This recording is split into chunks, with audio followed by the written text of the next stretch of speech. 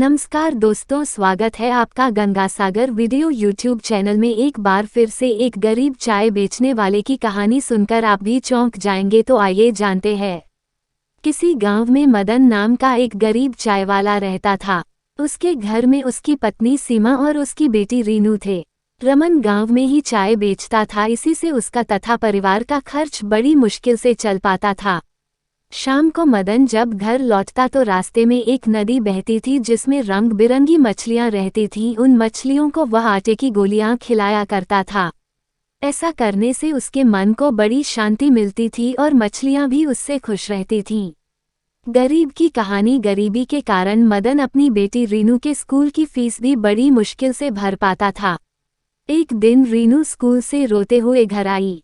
मदन के पूछने पर उसने बताया कि आज उसकी टीचर ने स्कूल से उसका नाम काट दिया क्योंकि मदन ने पैसों की कमी के कारण पिछले 3 महीनों से उसकी फीस नहीं भरी थी।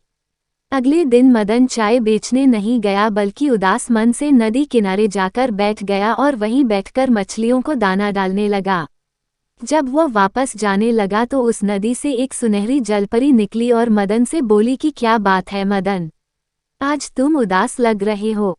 मदन उस जलपरी की कहानी को देखकर हैरान हो गया। उसने पूछा कि आप कौन हो और मेरा नाम कैसे जानती हो। जलपरी ने कहा, मैं एक जलपरी हूँ और मुझमें कुछ जादुई शक्तियाँ हैं जिससे मैंने तुम्हारा नाम जान लिया। तुम्हारी मछलियों को दाना खिलाने की आदत से मैं प्रसन्न हूँ। अगर तुम्हें कोई कष्ट है तो मुझे बताओ, मैं तुम्हारी सहायता अवश्य करूँगी। गरीब की कहानी। मदन ने सारी बात उस जलपरी को बता दी। जलपरी ने कहा, मदन कल तुम सूरज निकलने से पहले यहाँ आना। मैं तुम्हें सोने के सिक्कों से भरा थैला दूंगी जिससे तुम अपने परिवार का खर्चा अच्छे से उठा सकोगे। ये सुनकर जलपरी वापस नदी में चली गई। Moral stories. अगले दिन सूरज निकलने से पहले ही मदन नदी पर पहुंचा, तभी वहां जलपरी प्रकट हुई और उसने मदन को सोने के सिक्कों से भरी एक थैली दे दी।